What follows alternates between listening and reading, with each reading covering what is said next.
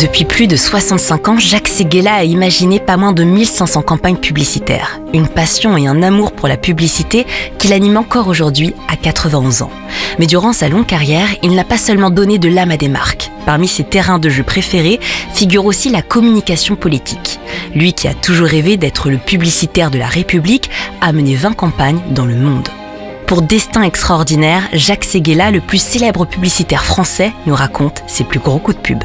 Épisode 2. La Force tranquille. Une série produite par Europe 1.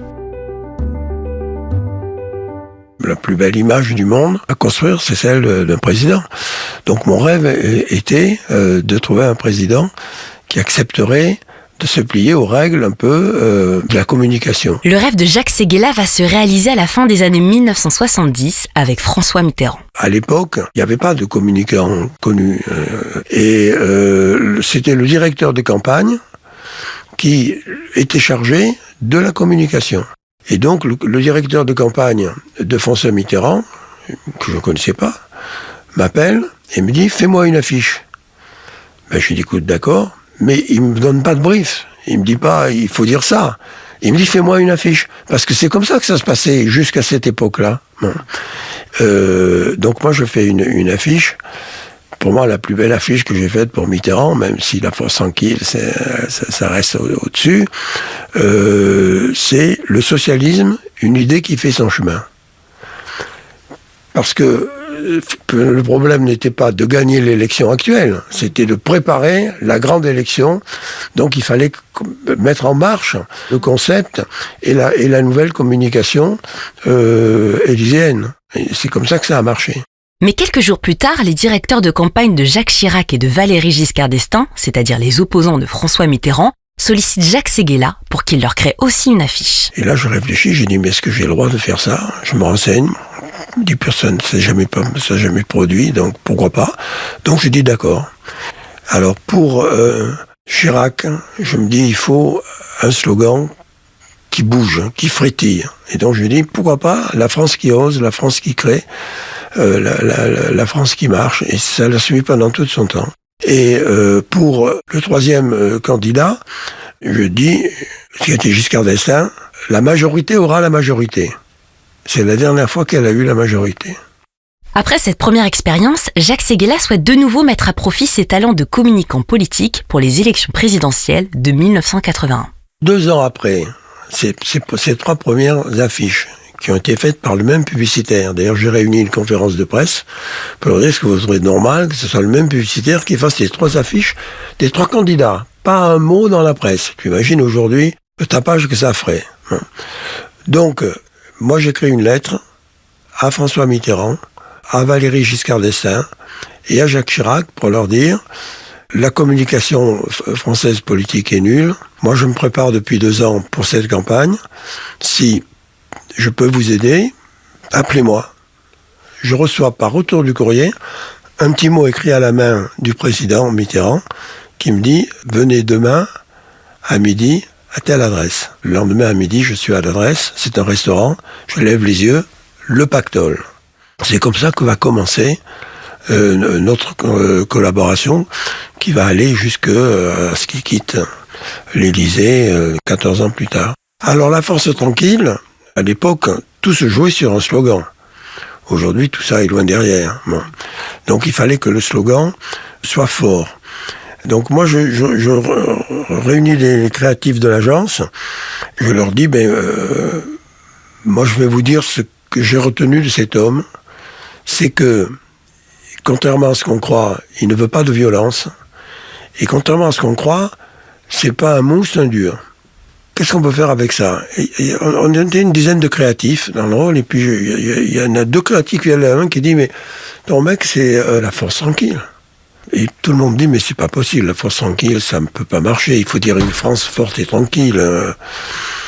Bon, donc on laisse tomber, on passe à d'autres slogans, et puis je me réveille dans la nuit, moi je me dis, mais la Force tranquille, merde, c'est tellement le mec que j'ai connu, c'est tellement le mec qui a accepté ma première affiche, j'ai rien à foutre de ce que pensent les gens, je vais présenter la Force tranquille. Et je ne présenterai que ça.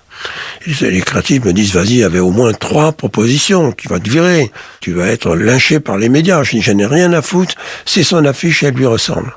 Je vais rue de Bièvre, j'avais écrit La Force tranquille sur un carton blanc comme ça, j'ai dit, Monsieur le Président, fermez les yeux, Monsieur le Président, ouvrez les yeux, La Force tranquille. Et je vois son regard rentrer dans le slogan. Pour une minute qui a duré un siècle. Et il me dit, Séguéla, vous m'avez trouvé. Et c'est parti là-dessus. Et la campagne a failli ne jamais sortir. Parce que le 1er janvier, alors que l'élection était 3 mois plus tard, 4 mois plus tard, Mitterrand m'appelle et me dit, Séguéla, il y a une catastrophe, venez tout de suite. Je fonce chez lui et je lui dis, qu'est-ce qui se passe? Il me dit, mais l'affiche, elle est affichée, elle est imprimée. Oui, Monsieur le Président, elle va être affichée dans une semaine. Mais il y a un seul hic, on ne l'a pas présenté aux socialistes. C'est eux qui payent. Mais je dis, qu'est-ce qu'on peut faire? Ah, Séguéla, débrouillez-vous, je vous les réunis demain, à vous de les convaincre.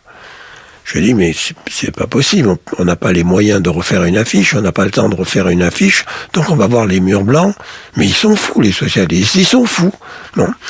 Et j'ai rendez-vous à 8h du matin à Solferino, ils venaient d'ailleurs tous de s'installer à Solferino. Mitterrand arrive et dit, écoutez, j'ai une interview, je vous laisse mon publicitaire. C'est le meilleur publicitaire que je connaisse, mais j'en connais que 2 ou 3. Mais par contre, c'est le pire homme politique que je connaisse, j'en connais plusieurs. Il va vous expliquer la campagne. Bon, et moi j'explique la campagne, Mitterrand est sorti. Quand j'arrive à La Force tranquille, silence de mort. Le directeur de la campagne, voyant qu'il y avait un vrai problème, il dit, écoutez, pour se départager, on va voter entre 0 et 10, puis chacun expliquera son vote. On vote 20 voix contre.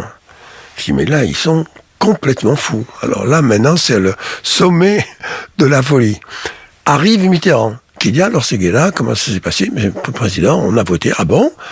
Et alors, quel est le résultat? Monsieur le Président, il y a 20 voix contre. Ah, mais nous sommes en République. Donc moi aussi, j'ai droit de vote. Et il s'assoit à sa place, qu'il n'avait pas encore utilisée, puisqu'il était sorti pour faire son interview. Et il dit, mais écoutez, vous voyez, cette affiche, on va la faire, parce que c'est ma campagne et pas la vôtre. J'ai mis 5 ans à récupérer les 20 socialistes qui étaient là, parce que sur les 20 socialistes, 19 se retrouveront ministres 4 mois après, et le 20e, Jacques Attali se retrouvera à l'Élysée. Mais on a évité le drame. Pendant sa carrière, Jacques Séguéla a mené 20 campagnes qui se sont toutes soldées par des victoires, sauf une, celle de Lionel Jospin en 2002. Mais alors comment expliquer cette unique défaite? Parce que trop honnête, trop rigide, trop juste, trop à cheval sur les valeurs. Il n'a pas voulu rentrer dans la communication. Il n'a pas voulu faire des efforts qu'il faut faire si on veut être président. Et en particulier, je lui disais, il faut que tu montres ta femme. En France, on ne lit pas un homme, on lit un couple. Je lui avais dit, moi je peux te préparer une émission du dimanche après-midi. On était à quelques jours de la bonne année, qui va souhaiter la bonne année à tous les Français. Il va y avoir 5 ou 6 stars qui vont défiler. Tout ça devant les souliers de l'arbre de Noël.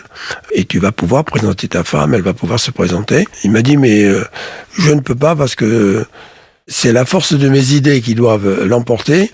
C'est pas la qualité de ma femme, même si elle a toutes les qualités, parce que c'est une femme d'exception. Je lui ai dit, mais attention, c'est notre dernière chance de pouvoir montrer ça. Alors les sondages étaient en train de déraper un peu. On avait commencé avec presque 5 points d'avance, mais ça s'est mietté. Il faut faire très attention. Quand on part de trop haut, on chute d'autant plus vite et d'autant plus fort. Je lui dis, écoute, laisse-moi déjeuner avec ta femme pour lui expliquer les choses. Il m'organise un déjeuner avec sa femme. J'arrive à la convaincre. Je sors de là. Je téléphone à Jospin. Je lui dis, écoute, je pense que ta femme est convaincue. Est-ce que je peux appuyer sur le bouton? Mais écoute, laisse-moi encore en parler avec elle ce soir. Je t'appelle demain matin à 7h, c'est sûr. 7h, il m'appelle, il me dit, tu vas me détester, tu ne voudras plus me voir. Mais vraiment, on en a reparlé sérieusement avec ma femme. On ne peut pas faire ça. C'est s'abaisser. Les gens doivent m'élire pour ce que je suis, pour ce que je leur promets, pour ce que je ferai, pas pour un couple.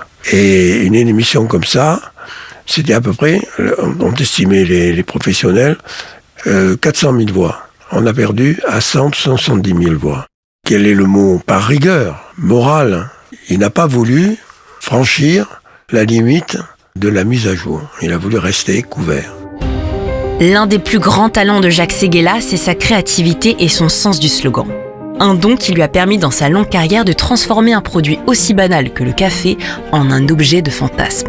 Mais ses ambitions publicitaires ont failli coûter la vie au plus célèbre opticien. Écoutez la suite des plus grands coups de pub de Jacques Séguéla dans le 3e épisode. Cette série a été écrite par Caroline Garnier et réalisée par Christophe Davio.